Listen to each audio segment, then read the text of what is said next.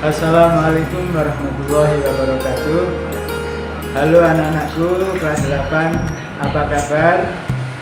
Baik-baik. Anak-anak sekalian, kami adalah mengajar bidang studi bahasa Indonesia. Untuk kali ini akan kita berikan pembelajaran yaitu mengenai teks contoh berita. Untuk itu simaklah video berikut. Tujuan pembelajaran tentang meringkas dan menyimpulkan berita. Setelah pembelajaran ini diharapkan yang pertama, kalian bisa meringkas pokok-pokok berita yang dibaca dan didengar. Yang kedua, menyimpulkan pokok-pokok berita yang dibaca dan didengar. Dan yang terakhir adalah kalian diharapkan bisa memberikan tanggapan berdasarkan berita yang dibaca dan didengar.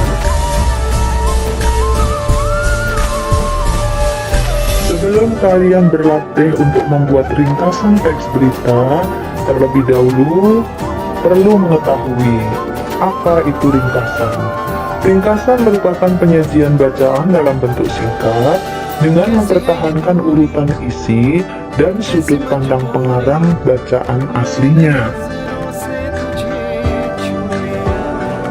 Selanjutnya, mari kita bahas bagaimana langkah-langkah meringkas teks berita. Langkah-langkah meringkas teks berita yang pertama yang harus kalian lakukan adalah mendengarkan atau membaca teks berita secara seksama. Kemudian langkah kedua, mencatat pokok-pokok atau unsur-unsur berita. Tolong diingat materi yang lalu tentang unsur-unsur berita yang terdiri dari 5W1H atau terangkai dalam rumus adik Simba. Kemudian yang ketiga, menyampaikan kembali pokok-pokok atau unsur-unsur berita tadi secara lengkap dan ringkas. Nah, untuk lebih jelasnya, mari kita dengarkan tayangan berita berikut ini.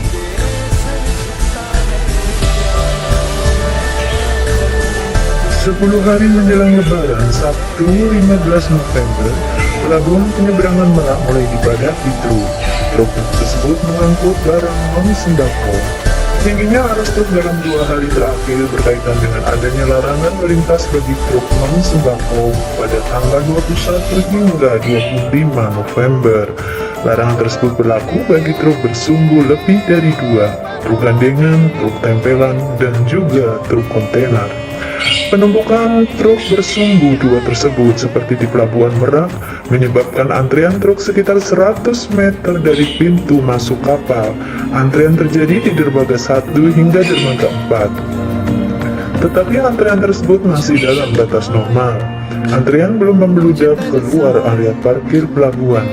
Akan akibat penumpukan truk itu, beberapa sopir mengaku harus menunggu sekitar 2 hingga 4 hari untuk bisa masuk kapal. Nah, anak-anak, setelah mendengarkan tayangan berita tadi, kita lanjutkan dengan membahas pokok-pokok atau unsur-unsur teks berita. Mudah-mudahan kalian masih ingat ya, unsur-unsur berita terdiri dari 5W1H, what, who, when, where, why, how, atau terangkai dalam rumus adik Simba. Apa, di mana, kapan, siapa, mengapa, dan bagaimana. Tolong diingat kembali materi yang lalu. Melalui rumus tadi, kita bisa merangkai sebuah pertanyaan, peristiwa apa yang terjadi? Peristiwa yang terjadi dari tayangan berita tadi adalah tentang padatnya Pelabuhan Merak. Kemudian yang kedua, siapa yang mengalami peristiwa itu? Adalah truk-truk pengangkut barang non-sembako. Kemudian yang ketiga, dengan kata tanya di mana? Di mana peristiwa itu terjadi? Jawaban atas berita yang tadi ditayangkan adalah di Pelabuhan Penyeberangan Merak. Kemudian yang keempat, menggunakan kata tanya kapan. Kapan peristiwa itu terjadi? Adalah 10 hari menjelang Lebaran. Kita lanjutkan dengan pertanyaan mengapa. Mengapa peristiwa itu terjadi? Peristiwa itu terjadi karena adanya larangan melintas bagi truk-truk pengangkut barang-barang non-sembako pada tanggal 21 hingga 25 November. Lalu yang terakhir dengan kata tanya bagaimana. Bagaimana proses terjadinya peristiwa tersebut?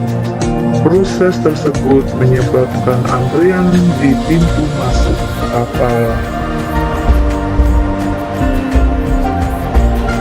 Nah anak-anak, setelah kita mendapatkan jawaban dari berbagai pertanyaan yang terangkai dalam adik Simba tadi, maka jawaban-jawaban tadi bisa kita rangkai menjadi sebuah ringkasan teks seperti contoh berikut ini.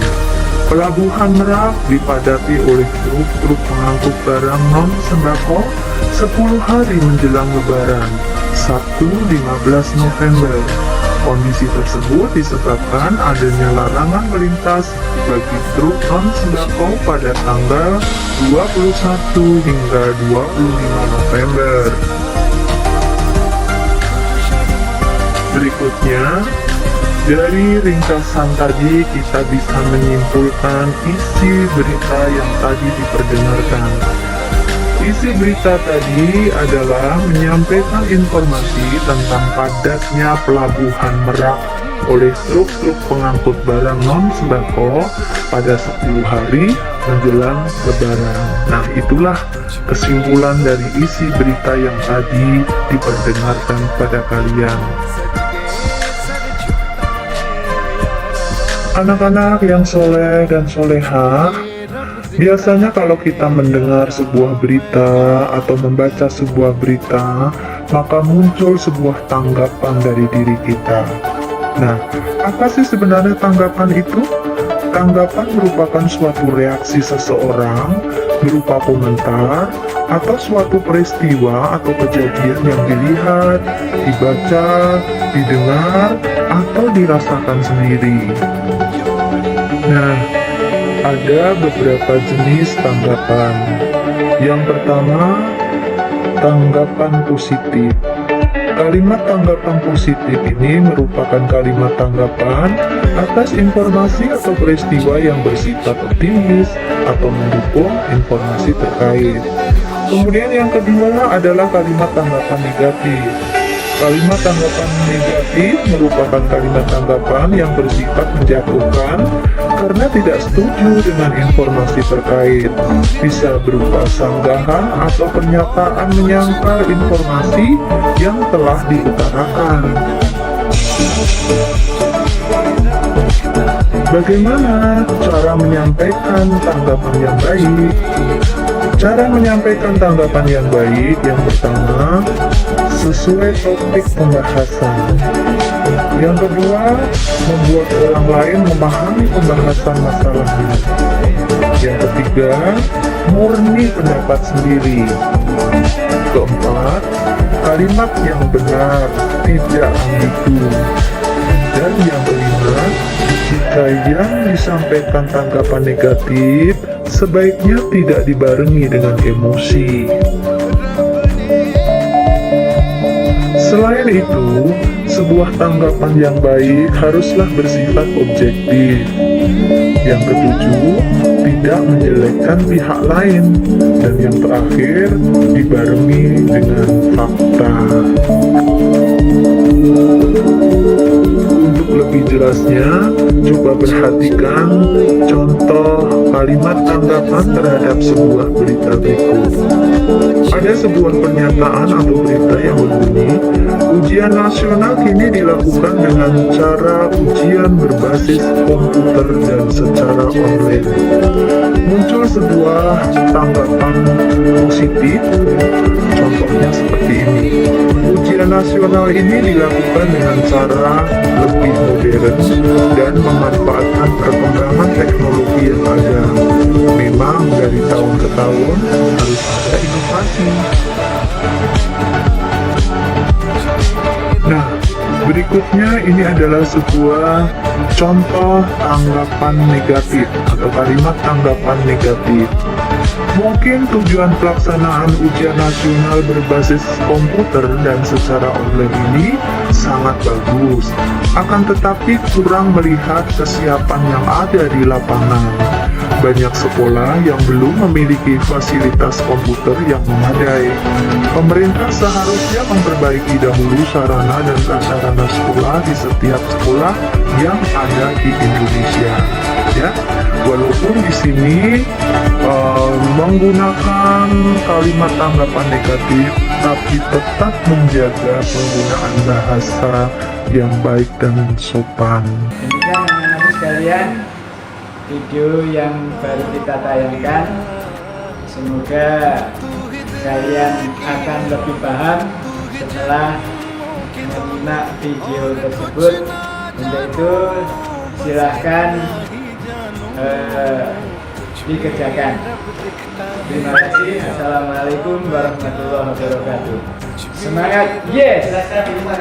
Belajar di rumah saja. क्या करूं सजदे सर झुकता है यारा, मैं क्या करूं तुझ में रब दिखता है यारा, मैं क्या करूं।